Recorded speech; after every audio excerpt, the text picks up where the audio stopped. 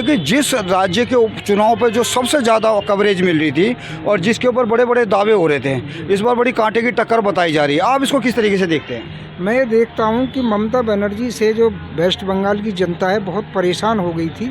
वहाँ गुंडागर्दी, मार काट मच रहा था, कोई बलात्कारी करके बांग्लादेश भाग जाता था और वहाँ पर बांग्लादेशियों ने एक तरह से समझो कि कब्जा कर रखा था।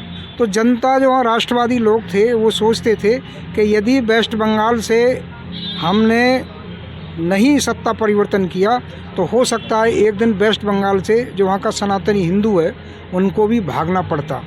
तो आपका कहने का मतलब है सनातनियों की एकजुटता दिखी आपको इसमें? यस, पक्का। केवल सनातनियों की जो एकजुटता है वही बाहर कर सकती थी ममता बनर्जी को, वरना कोई ताकत नहीं। क्योंकि बीजेपी शुरू 0 से होती है और वो ममता बनर्जी 30 से शुरू होती है। अब आप लगा लो, कहाँ 0 वोट, कहाँ 30 वोट, यानी 30% जो मुसलमानों का वोट है उसे एक तरफा मिलता है और रहे 70% जो हिंदू हैं वो भी आपस में बटे रहते हैं। तो मेन बात ये है, परंतु वहाँ पर अलग जगाने का काम हमारे जो उत्तर प्रदेश के मुख्यमंत्री हैं माननीय योगी जी ने बहुत अच्छा काम किया। उनकी तरफ जनता में ये विश्वास है कि जहाँ मोदी जी, योगी जी हैं तो वहाँ पर ज़रूरी हिंदुत्व का जो है का झंडा बुलंद होगा। तो उनके अंदर एक भावना, हिंदुत्व की भावना आई और उस हिंदुत्व की भावना के कारण लोग, और दूसरा चुनाव आयोग ने अपनी जो करवाना चाहिए इलेक्शन निष्पक्षता के साथ उन्होंने वो किया। चुनाव आयोग ने पहली बार ये दिखाया कि हाँ SIR के माध्यम से, कानून व्यवस्था के माध्यम से कि वहाँ हर किसी को वोट गिरने का अधिकार मिल सकता है, वरना वहाँ वोट गिरने का अधिकार था ही नहीं। अच्छा खान सर, अभी एग्जिट पोलों में तकरीबन बीजेपी को जीता हुआ दिखा रहे हैं, 1-2 जगह को छोड़ करके। ममता बनर्जी जो है जैसे जो कोई नहीं मानता, तो आप किस तरह से देखते हैं इसको? भैया देखो, 250 से ऊपर सीट आ रही है TMC की, ममता बनर्जी की। वो चाहे जितना भी दिखा हुआ दिखा दे। वो किस आधार पे? अरे भाई साहब, लोग बीजेपी से त्रस्त हैं, देखा ना, सबूत मिल गया। चुनाव कल खत्म। सरकार बंगाल में ममता की है और बीजेपी से त्रस्त है, वो कैसे? बीजेपी, अच्छा ये बताइए, सरकार ममता की बंगाल में है। हाँ। तो यहाँ लोगों को दर्द क्यों हो रहा है पेट में? ये सर बोल रहे हैं कि ममता की सरकार आ रही है बंगाल में, आप कैसा देखते हैं? भाई देखता है, भाई देखेंगे। नहीं, मैं ये समझता हूँ ये अपने हिसाब से ये कह रहे हैं क्योंकि जो 30% मुस्लिम वोट है वो उसे मिलता ही है एक तरफा TMC को। तो ये मतलब उस वोट के आधार पे बोल रहे हैं? वो है ना, अपने एजेंडे के प्रति बड़े ही वोट गिरते हैं। मुस्लिम कम्युनिटी अपने एजेंडे के तहत वोट गिरती है। उसका एक ध्येय है कि जो बीजेपी को हराएगा उसे ही वोट देंगे, चाहे उन्हें और किसी से कोई लेना देना नहीं होता। कोई तरक्की करे, गुंडई करे या कोई विकास नहीं करे, इससे कोई मुस्लिम कम्युनिटी को इससे कोई लेना देना नहीं होता। वो केवल ये देखती है कि बीजेपी को कौन हरा सकता है, यही उनका ध्येय रहता है। खाना खा के जब तक तुम लोग मुस्लिम हिंदू का नाम नहीं लोगे, खाना नहीं पचेगा, पेट में गैस बनता रहेगा। अच्छा खान सर, अक्सर भारत के नागरिक है यार, मुस्लिम हिंदू क्या होता है? खान सर नागरिक तो वो भी हैं जो ये कहते हैं कि तुम जो है क्या वो कलमा पढ़ना जानते हो? उनको क्या कहोगे ऐसे लोगों को? अगर ममता बनर्जी से बहुत दुखी थी वास्तव में, नहीं तुम ज्यादा दुखी ना होती, क्योंकि मैं गया हूँ वेस्ट बंगाल में गया हूँ, मैं वेस्ट बंगाल गया हूँ। मैंने पूछा वोट गिरने वाले इस समय में गया तो बोलिए वोट तो वहाँ गिरने नहीं देते। गांव के जो TMC के कार्यकर्ता आएंगे, जगह जगह बम विस्फोट करते चले जाएंगे और हमारी हिम्मत कह दिया जाएगा कि आप वोट गिरने मत आना, यहीं रहना। तो TMC के जो गुंडे होते थे वो वोट गिर देते थे कि जाओ तुम्हारी वोट पड़ गई, क्योंकि पुलिस प्रशासन खुद मिला हुआ रहता था। अब के पहली बार ये हुआ कि चुनाव आयोग ने पुलिस को इलेक्शन के प्रक्रिया से दूर रखा है। तो आप बंगाल की जनता को क्या धन्यवाद बोलना चाहोगे? बिल्कुल, मैं धन्यवाद देना चाहता हूं कि एक शुभेंदु अधिकारी जैसा, जो उम्मीद है कि अगले जो चीफ मिनिस्टर वही बनेंगे और जो है वो सही सिस्टम में, जो विकास में, कानून व्यवस्था में वो सुधारेंगे वेस्ट बंगाल को। और जैसे उत्तर प्रदेश अपने सही कानून व्यवस्था के राज से चल रहा है, ऐसा ही एक दिन कानून का जो राज्य स्थापित होगा वो निसंदेह वेस्ट बंगाल में होगा, अगर शुभेंदु अधिकारी जैसे जो है का कैंडिडेट आते हैं। अच्छा भाईजान, ये जो मतदान जो ज़्यादा हुआ है ना, इसके लिए आप बंगाल की जनता को क्या कहना चाहोगे? तो बहुत बहुत धन्यवाद भैया बंगाल की जनता को, क्योंकि उन्होंने बढ़ चढ़ करके जो है ना लोकतंत्र में अपना हिस्सा लिया है। उन्होंने मतदान किया, जम के मतदान किया।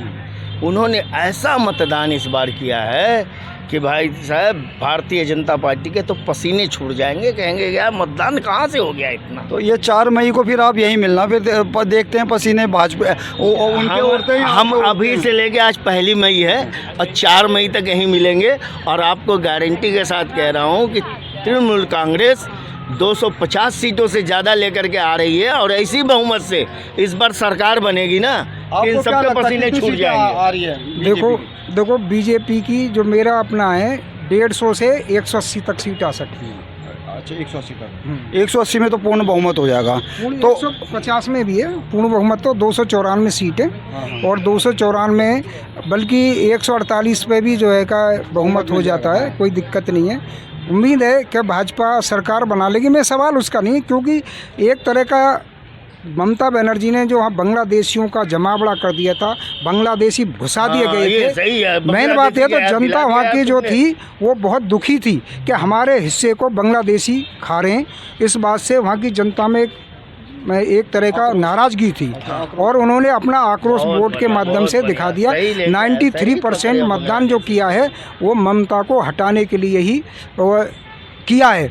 और इसमें सबसे महत्वपूर्ण भूमिका निष्पक्षता के साथ में चुनाव आयोग की है कि चुनाव आयोग ने अपनी ईमानदारी सत्यनिष्ठा का परिचय दिया है कि वहाँ पर बिना किसी दबाव, किसी प्रकार का प्रेशर और निष्पक्षता के साथ में इलेक्शन हुआ। यार जहाँ चुनाव होता है वहाँ बांग्लादेशी घुस जाते हैं, तुम लोग समझ में नहीं आता।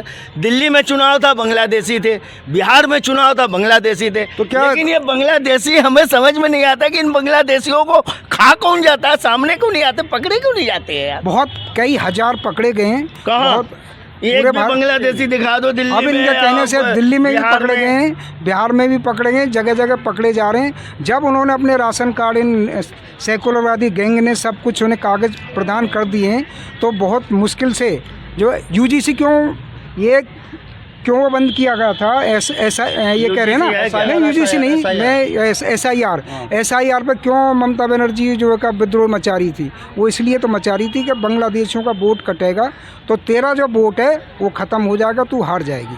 आपका मतलब वो फर्जी वोट थे? बिल्कुल 100% फर्जी वोट थे, इसमें कोई संदेह नहीं है। वही फर्जी वोट ममता बनर्जी को जिताते थे। अगर SIR नहीं होता तो ममता बनर्जी फिर जीतती। अच्छा SIR होने के बाद इस बार अगर ममता बनर्जी जीत जाती हैं तो आप क्या कहोगे?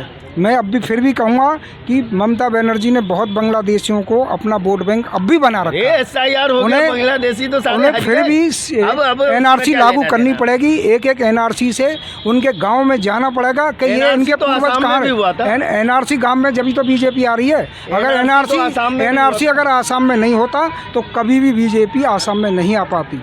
अब NRC जब पूरे भारत में लागू अच्छी तरह से होगा, वेस्ट बंगाल में होगा, तो फिर तृणमूल कांग्रेस से लेकर के और ये कांग्रेस से लेकर के अन्य छद्म तथा कथित सेकुलरवादी गैंग कभी भी वेस्ट बंगाल में नहीं आ पाएगा। अरे NRC तो आसाम में भी हुआ था। एक भी बांग्लादेशी भारत के रिकॉर्ड में नहीं है, सरकार के रिकॉर्ड में नहीं, जिनको पकड़ करके डिटेंशन सेंटर में डाला गया हो या देश से बाहर किया गया हो। 16 लाख बांग्लादेशियों को उनकी नागरिकता समाप्त कर दी गई थी।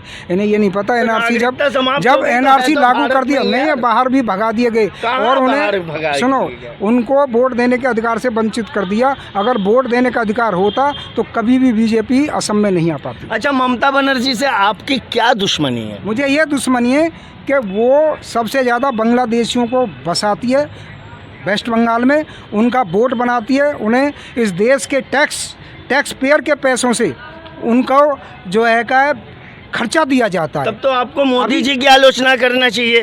बांग्लादेश की प्रधानमंत्री शेख हसीना को बिठाल के रखे अपने वो, क्योंकि ये हर किसी का ये सिद्धांत होता है कि जो जिस पर जुल्म ढाया जाता है व्यक्तिगत, तो उसे हम शरणदाता शुरू से ही रहें तो और हमने हमेशा किया है। क्योंकि वहाँ पर जब इनकी कट्टरपंथी जिहादियों की सरकार आ गई थी तो उसकी हत्या करने पर उतारू थे, इसलिए हमने उनको शरण दी और हमारे कर्तव्य बनता है। कट्टरपंथी जिहादी नहीं है। अब जो कट्टरपंथी है वहाँ के जो नए प्रधानमंत्री आए उन्होंने कहा है कि मैं सबके साथ में चलूँगा और जो कट्टरपंथी सबके होंगे साथ में चलेंगे तो उनके खिलाफ अरे अभी तक कोई हिंसा की घटना नहीं हुई है उनके समय में, तो इससे ये लगता है कि वो कानून का राज स्थापित कर रहे हैं। जो पहले इससे पहले जो शासक थे उन्होंने खुलेआम वहाँ के हिंदुओं को कत्ल करने का सीधा अंदर ही अंदर फरमान जारी कर रखा था। तो उससे पहले तो उसकी शेख हसीना की सरकार थी यार। शेख हसीना की सरकार में जो दंडित जो काम कर रहे थे उन्हें कानून के हिसाब से दंडित किया जा रहा था, परंतु जब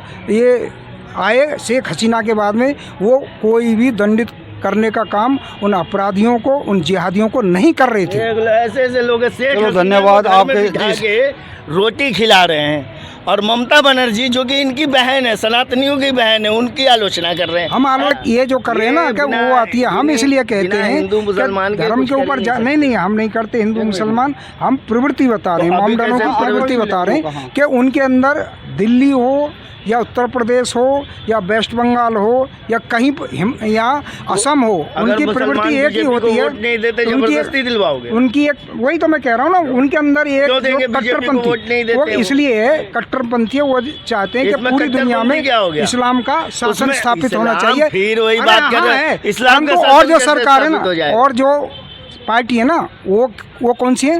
तथाकथित सेकुलरवादी। अरे वो भी तथाकथित सेकुलर, अपने को सेकुलरवादी कहती है, परंतु वो सेकुलरवादी है नहीं। सेकुलर का मतलब होता है जो सबके लिए समान हो, परंतु हमारे देश में तुष्टीकरण की राजनीति इतनी खतरनाक हो गई है कि केवल अपने हित के अलावा और देश जाए भाड़ में, उन्हें से कोई लेना देना।